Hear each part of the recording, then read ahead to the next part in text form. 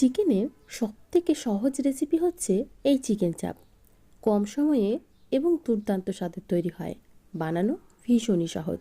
ভিডিওটি শুরু থেকে শেষ পর্যন্ত দেখার অনুরোধ রইল। তো প্রথমেই আমি এখানে বেশ কিছুটা চিকেন নিয়েছি। তার মধ্যে দিয়ে দিচ্ছি 3 চামচ পরিমাণে আদা, রসুন, কাঁচা লঙ্কা এবং পেঁয়াজের পেস্ট। এখন আরও একটা পেস্ট করে নিচ্ছি। একটা মিক্সিং জারের মধ্যে দিয়ে দিলাম 1 চামচ পরিমাণে কাজু। আমি এখানে ভাঙা কাজু ব্যবহার করেছি। দিয়ে দিলাম 1 চামচ পরিমাণে চার মগজের দানা এবং 1 চামচ পরিমাণে পোস্ত। প্রথমে শুকনো গুঁড়ো করে অল্প একটু জল দিয়ে খুব ভালোভাবে পেস্ট করে নিয়েছি। এখন এই পেস্টটাই দিয়ে দেব চিকেনের মধ্যে। এই চিকেনটা ম্যারিনেট হতেই যা সময় লাগে, হতে কিন্তু একদমই সময় লাগে না। দিয়ে দিচ্ছি স্বাদ মতো লবণ, অল্প একটু হলুদের গুঁড়ো, অল্প একটু কাশ্মীরি লাল লঙ্কার গুঁড়ো, অল্প একটু ঝাল লঙ্কার গুঁড়ো, দিচ্ছি 2 চামচ পরিমাণে টক দই, আর দিচ্ছি মিঠা আতর, গোলাপ জল এবং কেওড়া জল। যে কোনো মোগলাই খাবারে কিন্তু এগুলো অবশ্যই প্রয়োজন।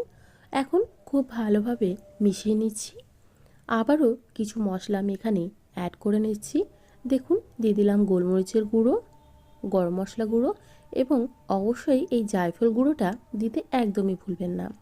আমি এখানে হাফ জায়ফল এভাবে গুঁড়ো করে ব্যবহার করছি।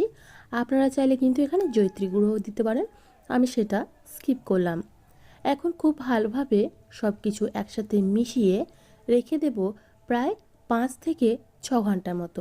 যতটা বেশি রেস্টে রাখতে পারবেন চিকেন চাপ কিন্তু ততটাই সুস্বাদু হবে। তো 4 ঘন্টার মতো রেস্টে রেখে দিয়েছিলাম। এখন একটা ফ্রাইং প্যানের মধ্যে দিয়ে দিচ্ছি 2 চামচ পরিমাণে ঘি এবং দিচ্ছি প্রায় 3 চামচ পরিমাণে সাদা তেল। তারপর একে একে চিকেনের পিসগুলো আমি এখানে সাজিয়ে নিয়েছি। আচ্ছা, চিকেনের পিসগুলো যখন দিয়েছিলাম তখন কিন্তু ক্যামেরাটা ভুল করে আমি অন করতেই ভুলে গেছি। যাই হোক, আমি এখানে চিকেনের পিসগুলোকে দিয়ে উল্টে পাল্টে প্রায় 3 থেকে 4 মিনিট সময় ধরে খুব ভালোভাবে একটু ব্রাউন করে ভেজে নিয়েছি। এতে করে কিন্তু চিকেনের স্বাদটা সব থেকে বেশি ভালো আসে। এখন যে মশলাটা আমাদের এক্সট্রা ছিল সেই মশলাটা দিয়ে দিচ্ছি।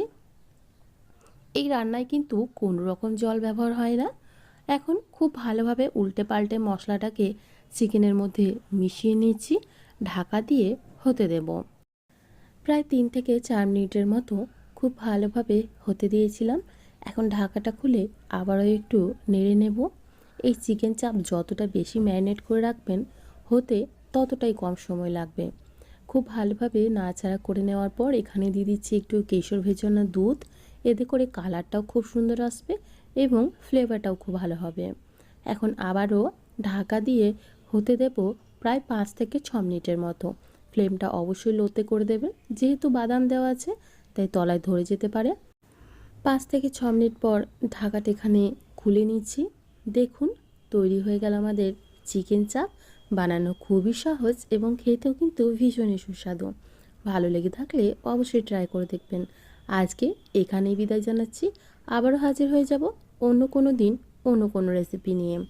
ভালো থাকবেন, সুস্থ থাকবেন এবং ভিডিওটি সম্পূর্ণ দেখার জন্য আপনাদের সবাইকে অসংখ্য ধন্যবাদ।